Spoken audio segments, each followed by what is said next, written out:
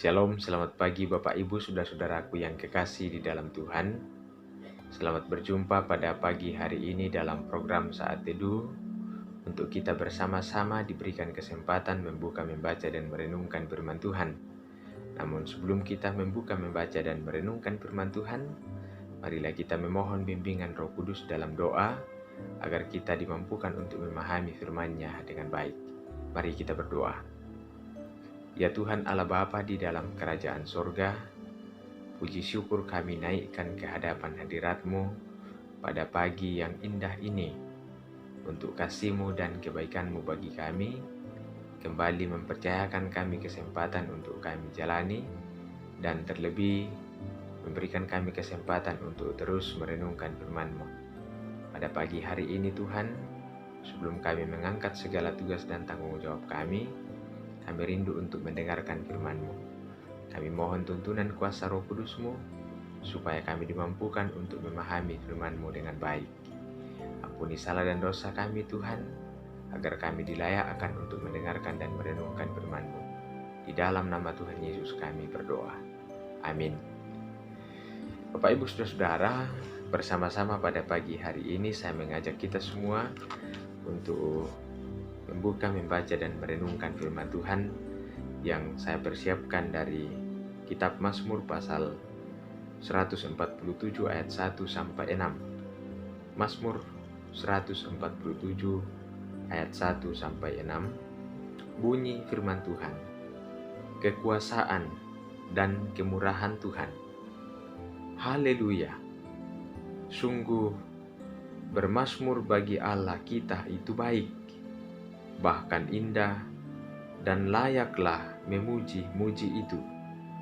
Tuhan membangun Yerusalem. Ia mengumpulkan orang-orang Israel yang tercerai-berai. Ia menyembuhkan orang-orang yang patah hati dan membalut luka-luka mereka. Ia menentukan jumlah bintang-bintang dan menyebut nama-nama semuanya. Besarlah Tuhan kita dan berlimpah kekuatan. Kebijaksanaannya tak terhingga. Tuhan menegakkan kembali orang-orang yang tertindas, tetapi merendahkan orang-orang fasik sampai ke bumi. Sedemikian jauh pembacaan firman Tuhan. Berbahagia kita yang mendengarkan dan merenungkan firman ini. Amin. Bapak Ibu saudaraku yang terkasih, renungan kita pada pagi hari ini akan kita renungkan bersama dengan tema Tuhan yang membalut luka-luka. Tuhan yang membalut luka-luka. Bapak Ibu saudaraku yang kekasih, kita mungkin pernah terluka. Apakah kita terluka oleh kelalaian kita sendiri, ataukah mungkin kita terluka akibat dari ulah orang lain? Dan bahkan ada orang yang terluka karena merasa Tuhan tidak berpihak kepadanya. Perasaan terluka itu bisa berpengaruh sangat kuat dalam kelanjutan perjalanan kehidupan kita.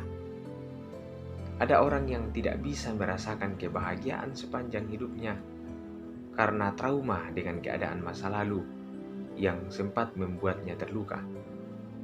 Ada juga orang yang terus hidup dalam penuh dendam ketika orang lain melakukan suatu tindakan yang melukai hatinya.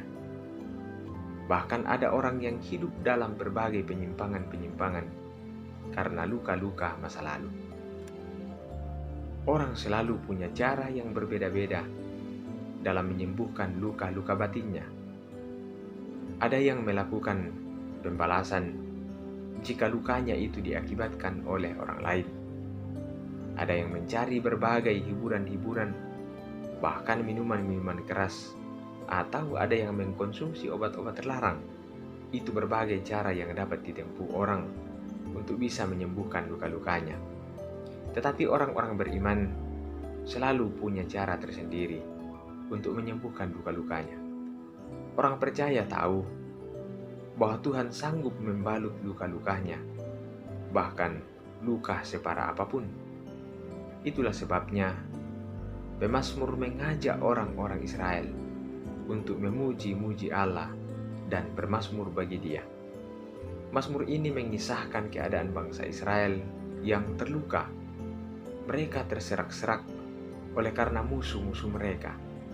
Tetapi Allah sanggup mengumpulkan mereka kembali dan membangun Yerusalem yang dihancurkan oleh musuh-musuhnya. Pemazmur menyaksikan bahwa Allah menyembuhkan orang-orang yang patah hati dan membalut luka-luka mereka.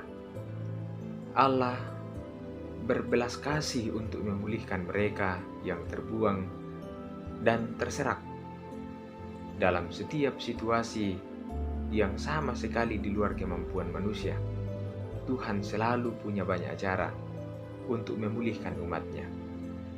Bahkan ketika manusia jatuh terlalu dalam ke dalam kuasa dosa, Allah punya cara lain yang luar biasa, yakni dengan menyerahkan anaknya sendiri sebagai tebusan bagi dosa-dosa manusia.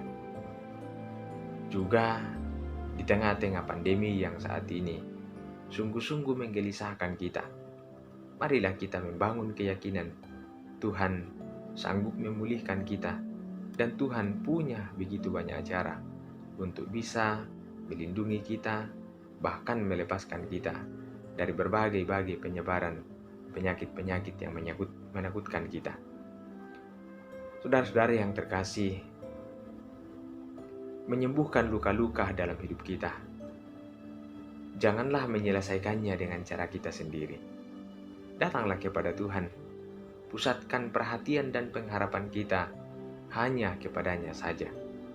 Marilah seperti pemazmur, dalam batin yang terluka, dia justru berupaya untuk mengingat-ingat berbagai kebaikan Tuhan, untuk menetramkan hatinya, dan selalu mempergunakan segala kesempatan untuk memuji-muji Allah.